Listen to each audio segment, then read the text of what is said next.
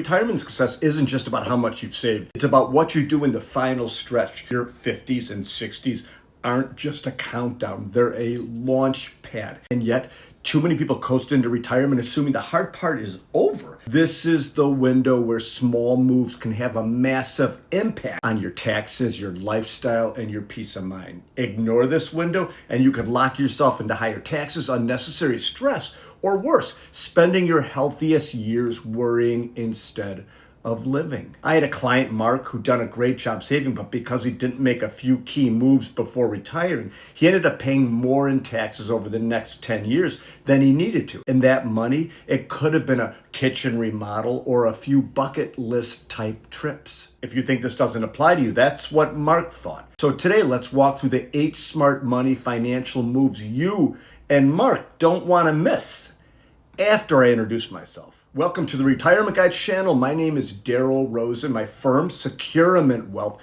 We help people just like you plan for it and hopefully enjoy retirement. Hopefully. Let's get rolling with a quick question. If you were to jump out of an airplane, you wouldn't do so with me, that I can tell you, but also without checking your parachute, right? Simple enough. Yet I see people retiring with nothing more than a gut feeling. I think we're good, they say. But retirement isn't a vibe. It's a 30-year math equation with market crashes, tax changes, inflation spikes, and medical bills thrown in just to keep things interesting. I had a client, we can call him Joe, who was sure he had plenty. His spreadsheet looked good. But when we ran a Monte Carlo simulation, which tests your plan against thousands of market scenarios, it wasn't a smooth glide. It was a 42% success rate. Translation, in most cases, 58% of them, he ran out of money. That's not a retirement plan. That's setting yourself up for failure. So here's your first SECURiMENT tip in the video. Stress test your plan now while there's still time to adjust. I mean, what if you retire into a bear or a down market? Or if inflation stays sticky? Or what if your spouse outlived you by 12 years? Let me expand on this just a bit. To me, the most critical question is how much can you safely spend and what's the percentage chance you will have to deviate from that number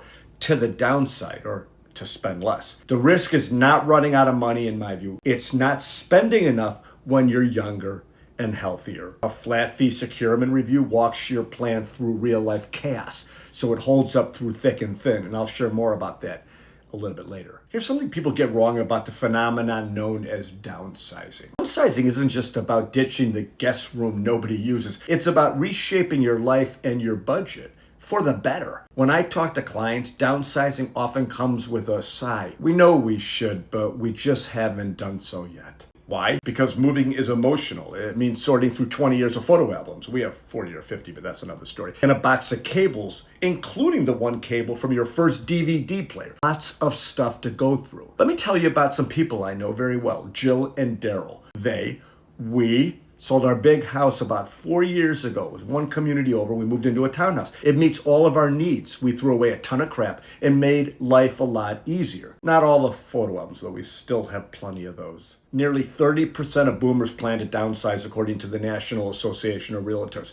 But most wait too long and miss out on the cash flow, lifestyle perks, and freedom it brings. So here's a SECURiMENT tip. Downsize strategically. Don't just look at the sale price. Look at total cost of living, walkability, maintenance, and joy. Downsizing might be your financial and emotional upgrade. Speaking of downsizing, maybe you'll spend next Thanksgiving in a more manageable dwelling. And I want you to imagine trying to cook an entire Thanksgiving dinner in that new dwelling with one giant pot. Turkey, mashed potatoes, cranberry sauce, all thrown together. That's what retirement feels like when all your money's in one account. It's messy, it's inefficient, and frankly, it just doesn't taste right. Side note, one year the turkey was so dry, my brother and I were guzzling Gatorade in the kitchen. That's a story for another day. I remember working with a couple, Mike and Carol. They had saved diligently into their 401k, but every dollar was tax deferred and they were pulling income in a way that shot them into a higher tax bracket. It jacked up their Medicare premiums and triggered some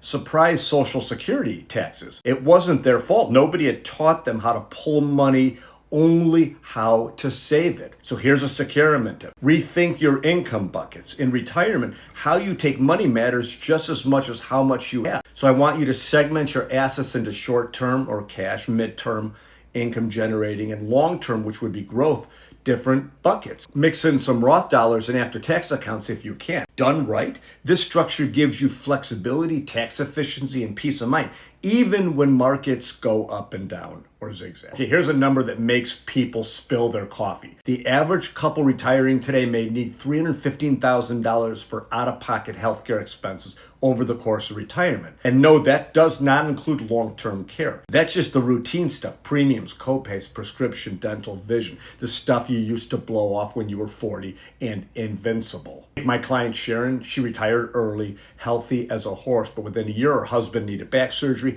and she was diagnosed with arthritis. Their COBRA ended, they scrambled to understand Medicare, and suddenly their safe withdrawal rate was evaporating into lab bills and physical therapy. It was not pleasant. So here's a SECURiMENT tip. Don't treat healthcare like a surprise expense. Make a plan like you would for housing or travel. If you're retiring before 65, map out your health insurance bridge. And once you hit Medicare age, understand the difference between parts A, B, D, and Medigap, or better yet, work with someone who does. Healthcare is one of the biggest wild cards in retirement. Tame it now before it affects your freedom. Two things we'll never be free from while we're breathing: healthcare and taxes. Some taxes are loud, like property taxes, income taxes, sales tax, that get right in your face. But in retirement, the ones that sneak up on you are the most dangerous. I think of them as stealth taxes, and they love to hide inside your Social Security or Medicare premiums and your required minimum distributions. Tom and Lisa, on paper, they were doing great, but when they turned 73 and had to start taking RMDs from their IRAs, their taxable income jumped. Suddenly, 85% of their Social Security was taxed, and their Medicare Part B premiums spiked by hundreds of dollars per month. They hadn't earned more, but they ended up paying more. So your SECURiMENT tip here is retirement taxes are about timing, not just totals, and a good plan always addresses these stealth taxes. Consider Roth conversions before RMD age, especially in the lower income years between retirement and 73 or when your RMDs start. Understand that tax torpedo, those thresholds for Social Security. Don't forget about IRMA brackets for Medicare. These aren't just line items, they're levers you can pull before they pull you. Okay, moving on. I once had a client, Bill, who retired at 66 but still had a mortgage. He had a car loan, he was helping his daughter with grad school tuition, lots of debt. He wasn't drowning, but every month felt like a shuffle between obligations and his ideal lifestyle. Here's the truth: not all debt is evil, but in retirement, it must be intentional. High interest credit cards, cut those loose before you even pick your retirement date. Auto loans, consider how that payment fits into your new income rhythm. A mortgage, it depends. Some retirees keep one for liquidity and tax reasons. Others sleep better without it. So here's a SECURiMENT tip. Before you retire, make a list of all your debts, your interest rates, monthly payments. A debt strategy. Make sure to stress test your plan with and without each one. Sometimes paying off a loan frees up more than cash. It frees up confidence, peace of mind, and flexibility. And that can be worth more than a tax deduction. On the other hand, paying off a mortgage is not the end all. I run into people all the time that have interest rates that are so low that their payments feel manageable. So do what makes you feel comfortable. I have a small mortgage here. It doesn't bother me. Maybe you're the same, or maybe you hate your mortgage. Then pay it off. It's one of those things that causes a lot more drama and consternation than is really necessary. Another one of those either or decisions is when to claim Social Security. Social Security isn't just a box to check off. It's one of the most important levers in your entire retirement plan. And how you pull that lever can mean tens or even hundreds of thousands of dollars over your lifetime. Let's talk about Sharon, a retired teacher who came to me planning to take Social Security at 62. I'm tired of waiting, she said. But when we modeled her plan, we saw something surprising. Because she had a pension and no kids to leave a benefit to, delaying until 67 or even 70 would boost her total lifetime income and reduce her tax exposure. She didn't just wait, she did so strategically. And according to the Social Security Administration, you probably know this, every year you delay past retirement age up to 70 adds 8% to your benefit. It certainly doesn't mean everyone should wait. It depends on your health, income needs, spousal benefits, and your tax picture. Here's a SECURiMENT tip. Don't guess. Coordinate. Run the numbers with your full retirement income picture in mind. Pensions, IRAs, RMDs, part-time work. One wrong move here, it can shrink your income or spike your taxes for decades. The final smart money move is less about spreadsheets and more about soul searching. I've seen more retirements derailed by silence than by any stock market crashes, because it's not just about how much you've saved.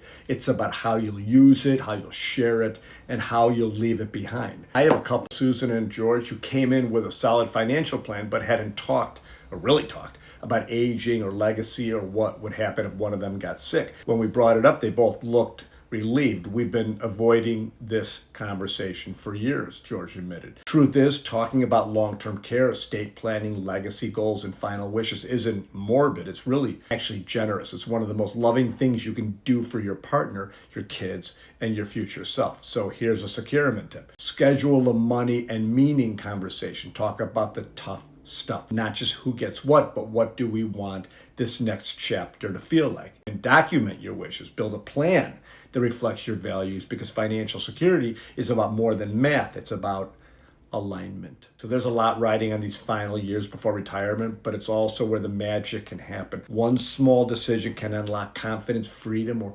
flexibility for decades to come. So if you want help navigating your version of retirement, book a flat fee SECURiMENT review at theretirementguy.com. There's no sales pitch, there's no pressure, just a smarter way to move forward. If you like this video, you might like this one. And thanks as always for watching. I'll see you next time.